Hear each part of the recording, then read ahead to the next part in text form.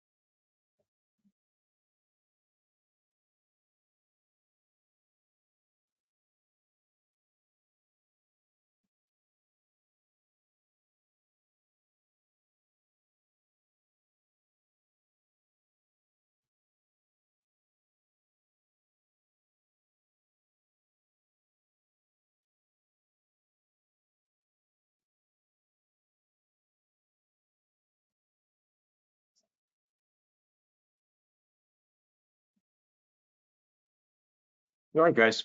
Sam, can you hear me? Yes. Yes.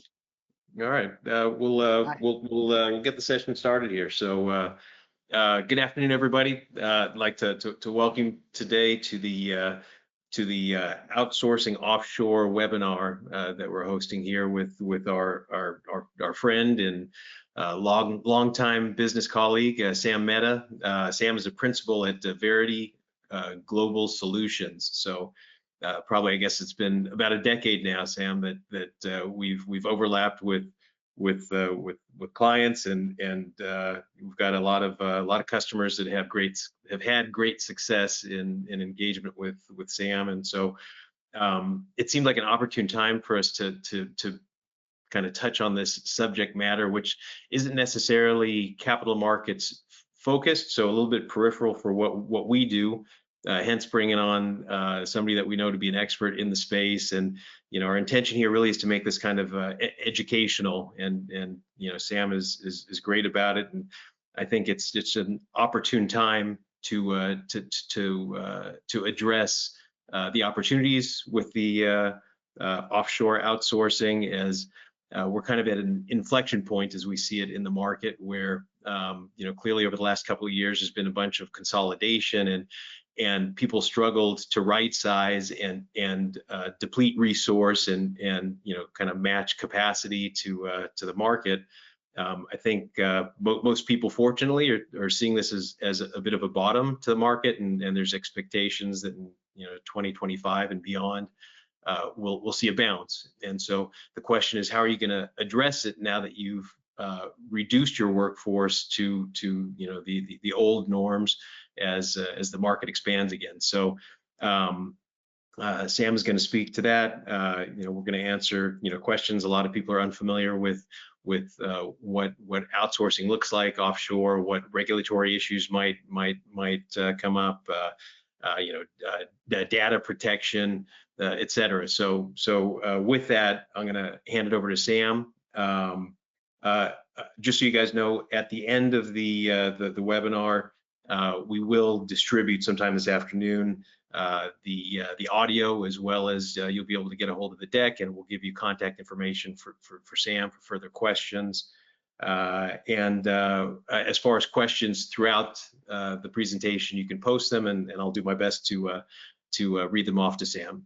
Try to make it less of a monologue, and I think that there's going to be a lot of good information here. So Sam, with that, I'll hand it over to you, and we're excited to hear the presentation. Sounds good. Thanks, Ben. Thanks for having me. You know what I've done here is, obviously we have a presentation, but the idea is more to have a discussion, and if any Q&A, any questions pop up, feel free to interrupt me, right?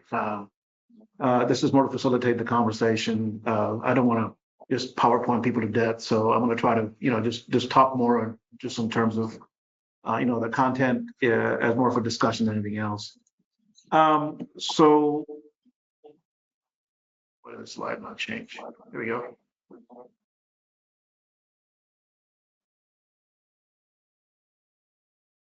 So, just a reminder to folks, right? It's easy to get caught up in the routine of operating your business, but just a reminder, definitely take the time on a regular basis to look at your P&L.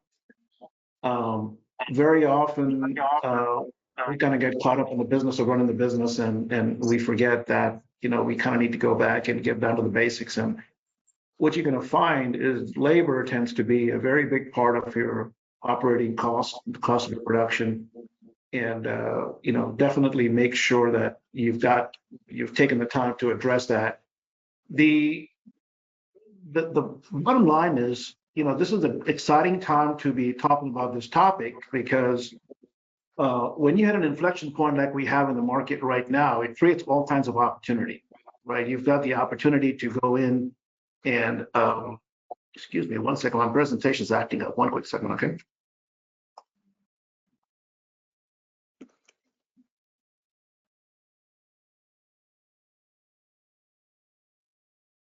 Sorry about that. It's sorry about it.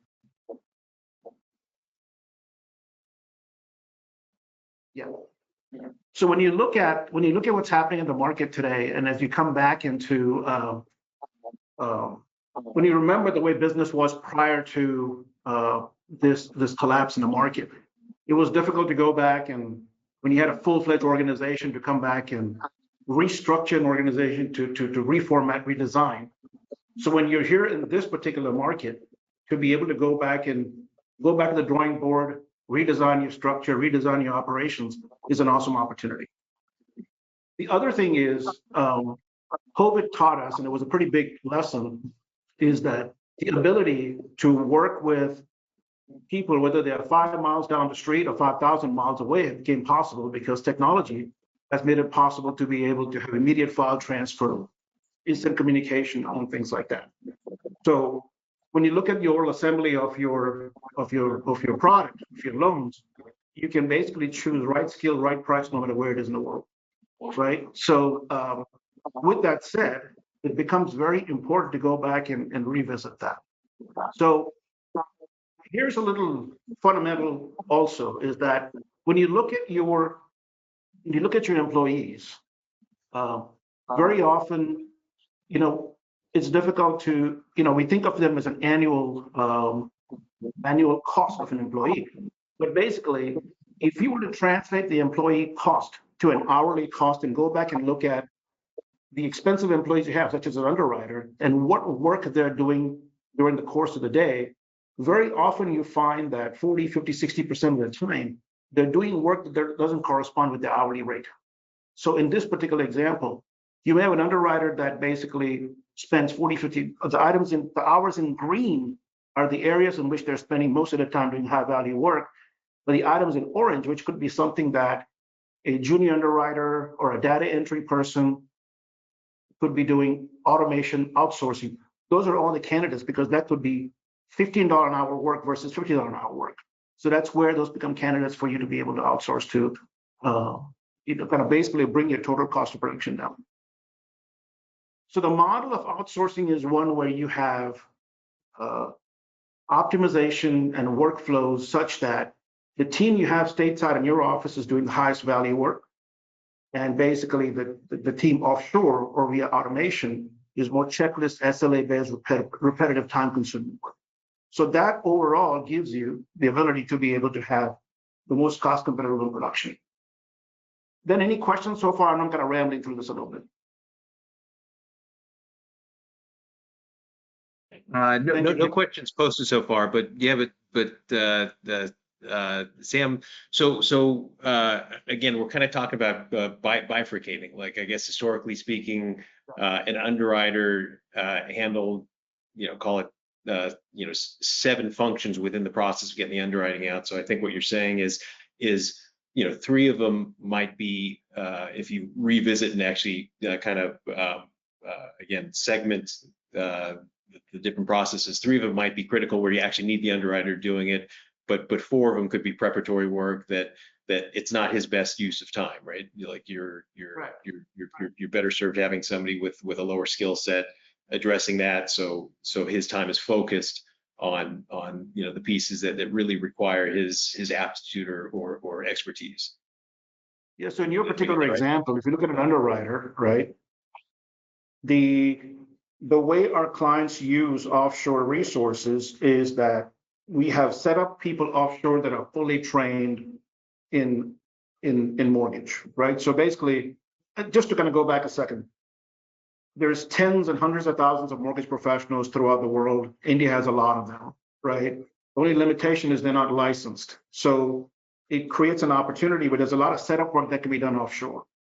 In the example of an underwriter, you could pair a domestic underwriter with 1 or 2 or 3 offshore underwriters, and the offshore underwriters basically do all the setup work. What I mean by that is they can do income calculations, calculate DTI, cash to close. They can do their, credit income appraisal reviews, title reviews, and essentially set up a loan file, create conditions, and create scenarios such that the domestic underwriter can take those files and make a credit decision. So the idea is, going back to the example I showed you in the green and the orange, an underwriter who usually maybe does 1.5, 2.5 loan files a day in terms of a credit decision could increase. We could give them lift where they're doing 2 to 3 to 4 to 5 loans a day, depending on what the loan types are. So when you start doing that and you consider that the offshore underwriter costs about 60% less than a domestic underwriter, you can kind of see how you start to put that together almost like an assembly, and your total cost of production goes down, right? You increase your throughput, you're doing right work, right price, no matter where it is in the world in terms of the different components, add it all together. It's almost like digital manufacturing. Traditional manufacturing was, and this is what happens today. Traditional, for example, steel manufacturing, right? You may have a valve or some of the components. You manufacture them throughout the world, you bring them to one place, assemble it, test it, and that's your final product. But that's what's happening with mortgages also. It has been happening for a long time. So you can view it the same way: is how can you have a global team do each piece of work at the right price and be able to put it all together? Does that make sense? Ben, I hope you can hear me. So then going back to the question about automation and labor outsourcing, right? So the one thing about automation and outsourcing is a lot of people confuse it as being either or, but that's really not the case, right? So you've got automation is coming along quickly, yet it's not there to the extent that there's always exceptions to manage. So it almost has to be a combined solution of automation and labor outsourcing. The other thing is automation, even today, is pretty expensive. There's huge expenses that are gone to building automation tools, right? So the cost per unit is also not that, it's not exactly, economical. There will be a cost curve over time that will bring those costs to be reasonable. But, the consideration is that companies like ours who are providing a labor solution, we're also automating to bring down our turn time, to bring down our reliability on employees and passing it on. So there's this inherent, design that happens with companies like ours. So you are leveraging outsourcing. So for example, we offer a quality control solution, but it's a tremendous amount of automation in terms of reviewing and indexing documents and matching things up, and drag and drop reporting, et cetera. So we're also incorporating traditional BPOs like ours, business process outsourcing companies, are also adopting automation, right? So if you look at some of the larger technologies out there, without really getting into the names, some of them approach us and say, listen, I have this technology, but my customer wants 100% solution. So can you provide us with the back office to manage the exceptions, right? So it's a combination of the two, and it's not an either or. It's just something you're going to think about as you make your decision on your business design, right? Here's what I was kind of talking about coming out of a mortgage recession. This is a great time, but there's some challenges and opportunities. The customers are doing more with less because they're coming out of a tough market cycle. There is not a lot of dry powder because you've just been through the ringer, right? So the opportunity is, like we were talking about earlier, is to design your operations from the ground up and start thinking about the concept of, where can you insert automation? Where can you start inserting labor, which is maybe a global team concept, so you're doing everything at the right price and putting it all together. And on the next slide, it's actually decent news that if you look at the Q2 projections, they were saying that the pre-tax net profit per loan was $693. Well, that's kind of good news, but we've seen that before. And then what happens is, as the market heats up and as the labor demand becomes stronger, typically what happens is then the labor goes up. So you start to eat into these numbers pretty quickly. So it's good to think about, what is your long-term strategy going to be from maintaining profitability and increasing profitability going forward. So something else to think about. Just a little summary of, build a supply chain. Basically, when it comes to outsourcing and automation, it's not a matter of if, but it's a matter of when, right? I have some examples of outsourcing functions for folks that are curious about it. At a high level, we have, origination, you have quality, servicing. There's core and non-core functions that you can consider. Core functions are things like assisting with origination, pre and post close QC. You have, closing, disclosures, et cetera. You have all those different functions you can do, but there's also non-core options. Like you can look at mortgage accounting. There's companies like ours that offer expertise in A&B, loan vision, QuickBooks, right? Those are all overhead costs for a company. So that, there's areas you can save some cost, encompass support, and so on. So those are different opportunities to look at. The other thing that people don't usually think about very much is attrition, right? Attrition is a big deal. Recruiting, training, hiring, those are very expensive. Those are very expensive costs for a company to go through. So how does a company like ours, a BPO like ours, help us or our competition? We're designed to scale up and down. We offer flat cost, usually at 60% less than what a domestic labor would cost you. We incur all the different overheads, computer, software, health insurance, smoothies and sandwiches for the employees, all the different things. We take care of all that. It's a flat fee. Insurance alone is a pretty big deal, right? So in that scenario, very often we found that what our employees spend on 3 months of SG&A for their employees, they already pay for 3-4 months of our fees for doing that much production. Other thing is morale. One of the things that several customers came to us and said, we've improved morale by working with an offshore team, because there is that level of SLA-based support where when they got to the really busy times of the month or even towards the end of the month, they had managed to reduce overtime. People were still going home on time because there was a lot of work that was being done by the offshore team, because you can scale up and down. The other thing is, if you have to reduce your team with us, you don't hurt our feelings because we have many customers. We're able to take a couple of employees from here, switch them over there. So a layoff from your side doesn't mean it's a layoff from our side. We can always reallocate people. So that works pretty well.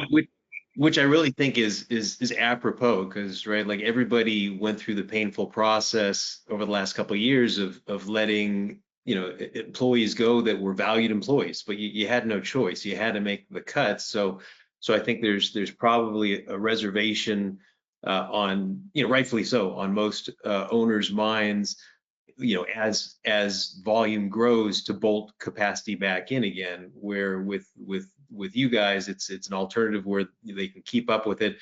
The employees that are still there are not going to get frustrated with being overloaded because they're getting the resources they need. But again, if you just let half your staff go, the thought of rehiring probably just doesn't feel great yet. So I think this. And Ben, to your point, one of the things we don't know is because of the pandemic, so many folks have left the industry. We don't know how many are coming back. Yeah. Right. So that's the other area. So by working with someone like us, they've got access to labor in 2 countries versus 1. That's always a good way to look at it. Right. And your domestic employees are working on stuff that's rewarding. Like you pass off the part of their job that feels mundane and makes them feel clerical, I guess, so to speak. So again, not overworked, and they get to work on the stuff that really pulls to the foreground their expertise. So yeah. So they're doing the highest value work, focusing on the borrower experience, problem solving, strategic work, any initiatives, and so on. And then we're doing a lot of the heavy lifting at the back end. So, it basically, what a lot of our customers also tell us is by working with companies like ours, we're an SLA-based company. We have to produce a certain amount of work no matter what. So what it does, it creates efficiencies because, we're supposed to turn around 8 initial disclosure files a day, and we do it, then the domestic team has to respond to it because the next day, guess what? There's another 8 coming, right? So it creates this churn of efficiency. So it becomes more and more of a machine. And, those are little inherent benefits that come out of working with 2 organizations, which is technically your organization, but, a very mechanical SLA-based organization and one that's strategic and have to respond, and you have that efficiency. Yeah. And again, the bodies on your side that are assigned to a customer of yours, it's the same bodies. So they in other words, the domestic account will get to know the employees that are on your team that service them specifically. Yeah, so it's 100% dedicated employees. So, it's basically staff augmentation. We tell our customers that that's your employee, we're just managing them for you. Right? Yeah. So it's a pretty big, and I'm glad you mentioned that. It's a pretty critical success factor is if companies that have a vendor and customer relationship with us, the results tend to be a little mixed. But if they take the attitude that, listen, that is our team as well, and they have some shared value, and they share some merch, and have celebrate birthdays and invite them to their staff meetings and get to know people and treat it like their own team, we've seen tremendous, almost like a magical set of results that come out of a relationship like that. And like I said, it's a dedicated resource. They're living and breathing your company every day when they come to work. We got a question here, Sam. So Angela was asking, are the workers reporting to an office specifically I think it's India, right? Or are they working remotely themselves? Yeah, so most employees today are working remotely. However, if there is a specific requirement for them to work out of an office, we make those arrangements. By the way, I should also mention that we are ISO 27001 and SOC 2 compliant for data security, and we just got renewed. And it's a pretty locked down system overall. But that's a very good question. Is depending on the customer requirements, we do have offices they can report into. But what we found these days, everybody wants to work remotely. So, And I think you've mentioned some of your engagements are with regulated institutions like banks, et cetera. Is that and you're again, you're as from a compliance standpoint, you meet those standards and yes, yeah, we've been through some pretty stringent vendor management processes, and yeah, we're approved by multiple things. got it. But yeah, those are absolute details that I welcome to get into when anybody's interested. But that's a very good question.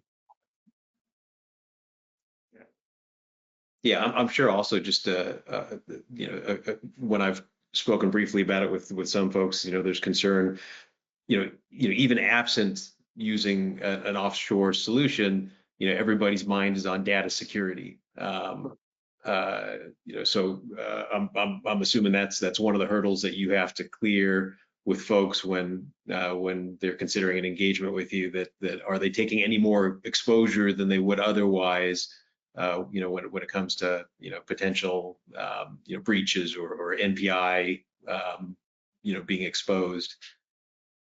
Yeah, so we work 100% in the customer system. So we don't download anything on our side, and our systems are completely locked down, where none of our employees can download anything. So essentially, we are working via remote desktop and VPN, but working directly on the customer's Encompass in their servers. We don't have anything on our side. So that's a pretty big distinction in that regard, right? So it's basically like any employee down the street that a customer might have is essentially the same way that we're working in the customer system, but we don't have the option to download anything at all. Got it. Yeah. Any other questions? None right now. Okay. So I'm just going to run through some sample outsourcing functions. For QM and non-QM, these are. We're going to distribute this presentation afterwards. So you can always kind of run through, going to get some ideas. But QM support, QM pre-underwriting is extremely popular right now. We have multiple customers that are utilizing us for that. I'm sorry, I meant non-QM. Non-QM and QM support, like I mentioned, accounting support. We have, like I mentioned, Encompass QC, pre-fund, post-close QC. We have both a manual and an automated solution for pre-fund and post-close QC. I'm talking Verity right now, but it's not meant to be a commercial for us. Companies like ours will be able to offer these services to you, right? I mentioned QC Works. This is our quality control. Mortgage accounting, like I mentioned earlier, that's another opportunity. A lot of folks having trouble finding fully trained, loan vision trained employees. We can step in. We've done full migrations. We've done everything out of our team in India, and the cost is extremely reasonable. So something to think about. Our team can report directly into a controller or CFO and do the rest of the work. Loan accounting. So I mentioned servicing, Encompass support. Again, there's some title support, etc. So I'm not going to rant through that pretty quickly, but in general, for the last couple of decades at least, all the large multinationals have had operation centers in India to support mortgage operations. So there's just, I would say, hundreds of thousands of folks in India that are professionals at U.S. mortgage. They know all the agency guidelines. They know all the LOSs. They're just not licensed. So essentially, we offer support functions. But we just cannot make any credit decisions. We don't talk to borrowers. So our communication is restricted to our client's environment only. We don't talk to anybody past that. So that's essentially the model, and it's been around for a pretty long time. So I got another question here for you, Sam. How about the hours? Do your employees typically work U.S. hours, or is it the opposite work hours, or what does that look like? Yeah, so we work. 70% of our staff works U.S. business hours. So right now, 1:30 in the afternoon, we have most of our employees are awake working with our U.S. clients. So it just depends. There's some functions that might lend themselves to be done overnight, for which we have a day team, but most of the team works India night time, so our business hours, and the customer decide what works. Even if it's Pacific or Eastern or Central, we accommodate for it. So you're communicating via Teams or Slack or whatever your chat software is. You're talking constantly back and forth and getting work done. Sam, what does onboarding look like? I mean, it's probably unique to the engagement, but I would assume that you've got people that are already familiar with most of the softwares that are out there, and like if somebody engages with you, how quickly typically can you guys be productive and actually online as a resource for them? Yeah. So when it comes to onboarding, our team are experts at the work. So if you engage somebody with us for doing setup or underwriting setup or closing or shipping, et cetera, they know how to do all those functions, right? And they know how to work with the different LOSs. The onboarding is to the extent that we have to basically understand the client's process, the client's workflow, and how they want us to fit in. That's the extent of the onboarding for the most part. The onboarding is a little longer for an underwriting engagement because, by nature of us being a BPO and not knowing the customer's business, we tend to overcondition everything in the beginning till the customer tells us how they want us to do it. So that is about, we start the engagement and usually takes us a few weeks to kind of get to exactly the point how the customer would like us to, create conditions and things like that.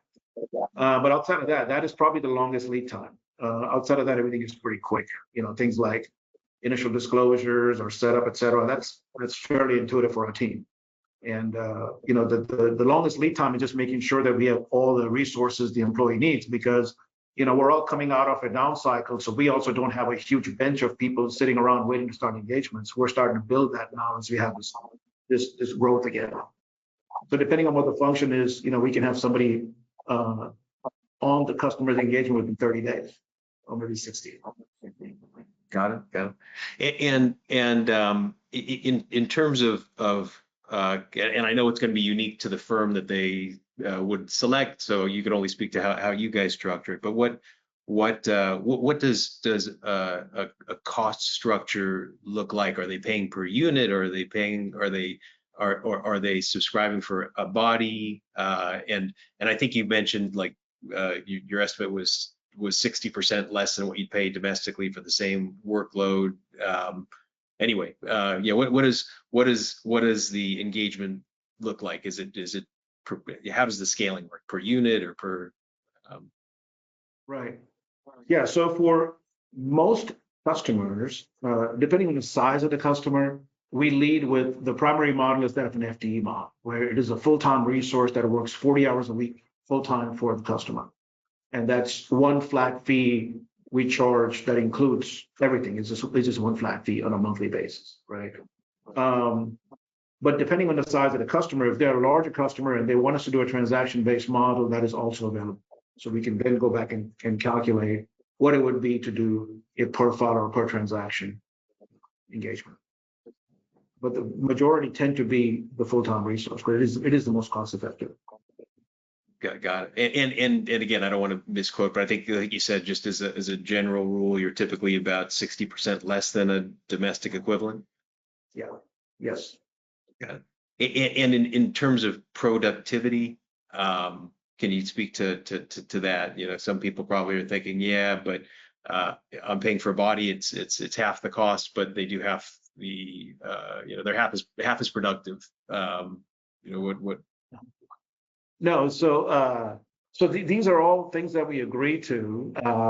We have what we call average handle time, which is the time taken to perform the work per file, and we actually shadow the customers. They can shadow us, and we agree on what that time is going to be, which determines in turn how much work Verity is supposed to produce and what we're getting contracted for. So an example I gave you of disclosures, we may agree 60 minutes is a fair amount of time for us to turn around on average an initial disclosure. And in that situation, we are required to produce 8 per day. And then we have very extensive reporting and KPIs that we share with our customers so they can see our utilization, the volume, et cetera, on a weekly, monthly, and a quarterly basis. We have reviews of how that works, so they can make decisions whether they need to add people, subtract people, so on. So it's very transparent in that regard. And so safe to say, so if whatever the metric was, it was 8 widgets a day. If those 8 widgets took you guys 11 hours instead of 8, that's on Verity. You're going to get those 8 widgets done, and there's no upcharge to the client. The agreement is to the SLA. Exactly. Got it. Exactly.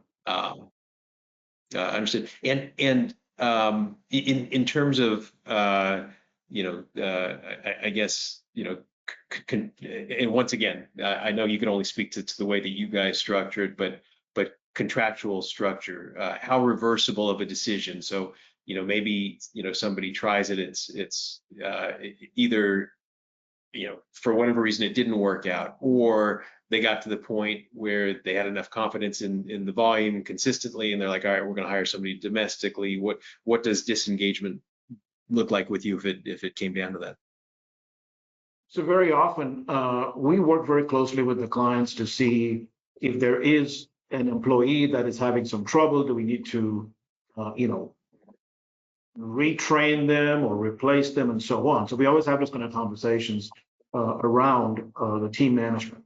And then if we have to replace a particular resource or basically replace them, replace or retrain the resource, we will go ahead and do that. And we'll agree with the client as to what needs to happen. But if the client is displeased with the engagement completely and they want to exit Verity completely, it's 90 days for any reason whatsoever. It's just terminate, we're done. Which again, it very well could be just volumes. The market looked like it was going to be accommodating, and then something turned and volumes fell back off again, which is precisely why we're having this conversation. Because I think a lot of folks, there's going to be reservation as they need capacity in bolting bodies on again. Because what if? Nobody wants to go back through that process. You bring an old employee back in, only to let him go 6 months later. It sounds like 90 days, and you can terminate the contract. Although I could speak from, we've got numerous clients that I know have worked with you over the years, and I feel pretty good about saying that not too many folks have terminated contracts with you once they start, unless the volumes have just fallen off and they don't need the resource. So. Unless we have, I hope we never run the pandemic, because that was painful. Yep.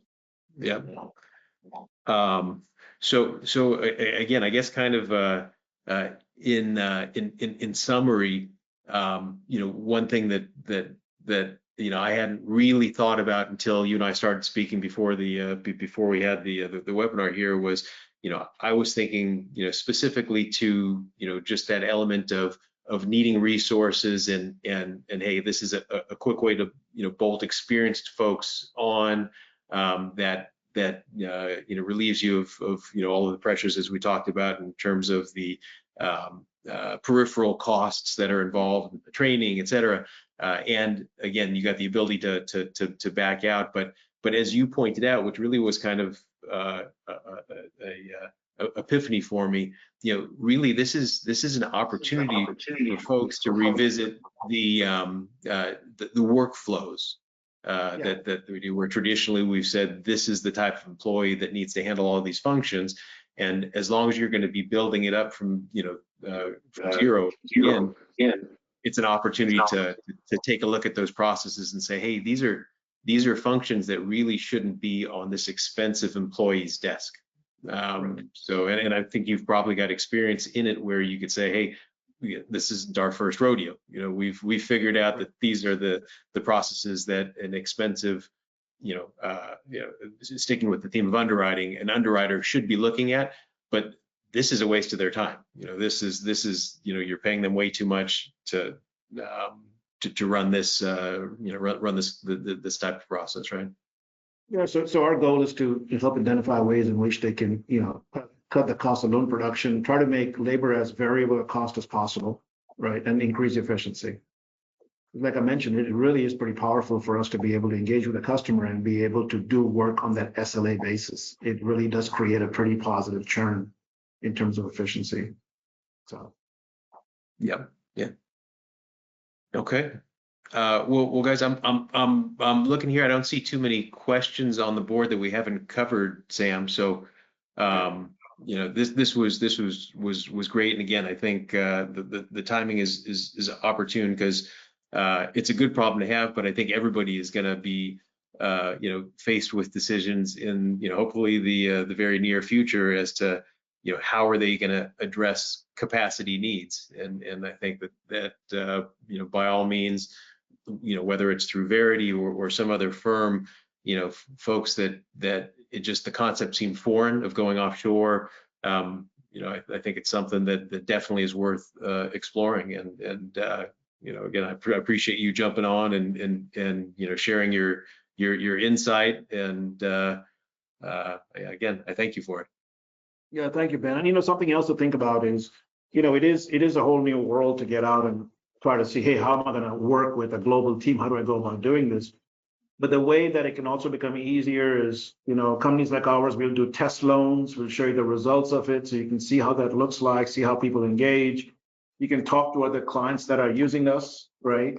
And some of those things bring a good level of comfort. And we have an implementation team. As a matter of fact, Carol Berger from our team runs that team out of Dallas. So we have essentially domestic folks that you work with to help with kind of the hand holding and doing the business transformation and things like that. So it makes a pretty big difference because, we have to focus very heavily, in addition to doing the work, to help manage that change management, integration, how your team adopts to the new process. We help you with a lot of that stuff. So it can make a pretty big difference to do that. Yeah. I mean, again, everybody, we're forced now where you gotta work smarter, and clearly, people who aren't familiar with the concept of offshoring, they think there's been a little bit of a taboo to it, but loads of big successful companies where you scratch your head and say, how are they doing it? They've enjoyed the advantage of the less expensive labor where it makes sense. And so I think it's good that this kind of levels the playing field, and you guys are a partner that can help expose folks to it. And Ben, it's also a big misunderstanding that just because it is an offshore labor and it's less expensive, that it's not good. There's massive expertise in India. It's actually something to be appreciated. Yeah. Great. Very, very good. Okay. Thank you. Well, guys, so as we said earlier, the audio of the call will be made available as well as the presentation. So we'll get that out to the folks that signed up for the webinar here. And if you need contact information, I think it'll be included there. But feel free to reach out to us over at MCT. And Sam, again, I thank you for your time. I think this is great insight and something that folks should be thinking about. Thank you, Ben. I appreciate it. Bye, guys. Careful.